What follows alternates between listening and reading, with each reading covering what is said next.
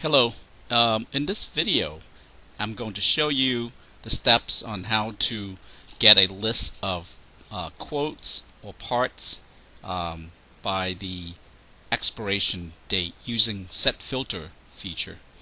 In the Medfin application, under lookup quote parts lookup screen, let's take a quick look at one particular quote or part.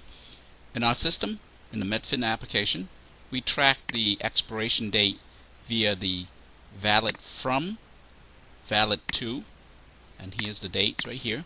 We can also get to the field name. We can identify the field name by right-click on the field, and we can tell from here the field name is valid to, and in this case, valid from.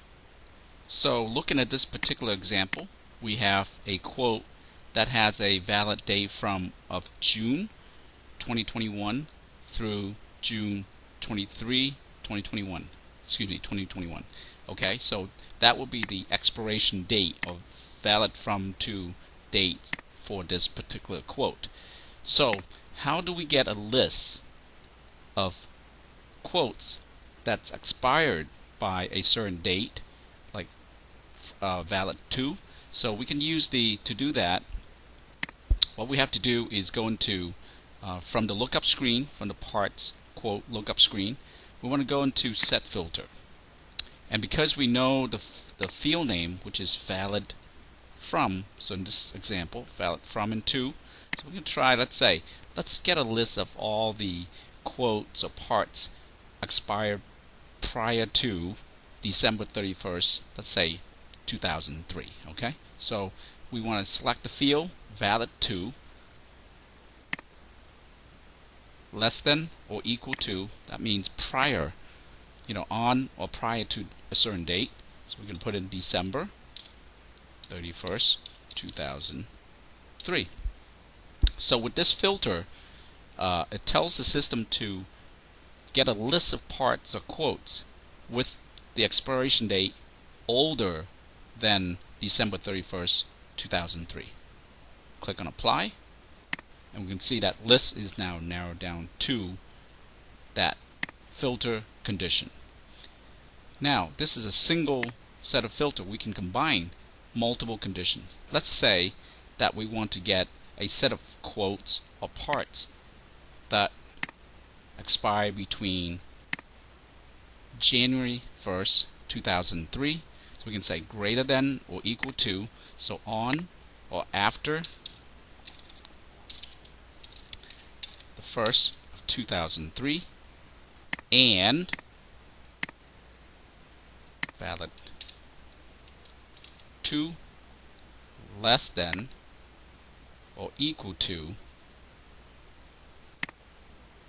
December 31st 2003. Okay, again apply, and there it is. There's only one part matching this condition. Let's try another date range just to see if we have more parts. We're going to try